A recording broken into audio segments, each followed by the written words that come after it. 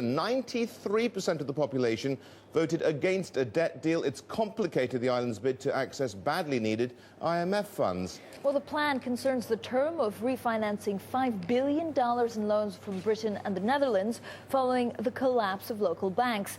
From Reykjavik, Ryan Chilcote has this report. It was largely a symbolic vote on the terms of an obsolete deal. Britain and Holland have since improved their offers. But Iceland's voters came all the same to send a message. All we spoke with voted no. To say no today is also to show the world and the government that it's not our fault.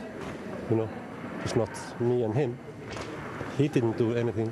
Of course, we need to pay, but we need better agreement. Talks over that better agreement collapsed last week, threatening to delay an IMF-led loan Iceland desperately needs to kickstart its ailing economy. Rich in beauty and natural resources, Icelanders believe their nation can go it alone, at least for now. Iceland's energy-providing geothermal pools and tourism industry, though, won't be enough to make up for a financing drought. The government forecasts a delay in the IMF loan will cause the economy to sink yet another 5% this year. Next year could be just as treacherous when it has to pay its bondholders. Failure to make that payment could send the economy off yet another cliff. Iceland is running out of time. Because it's 400 years old. Wow. Iceland's president is the man that caused the delay. Blocking the government's deal convinced his people had the right to a referendum, especially considering the agreement would have cost each and every one of them more than $16,000 before interest.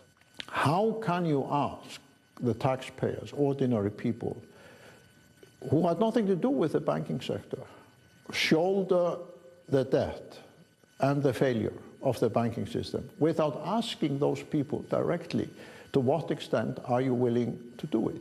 Iceland, he says, will survive, even if it has to, without the IMF. The fishing sector is still with us, and the cod is still swimming in the ocean around Iceland, and we can still sell it. Only time will tell if Iceland's defiance will pay off. Ryan Chilcote, Bloomberg News, Reykjavik, Iceland.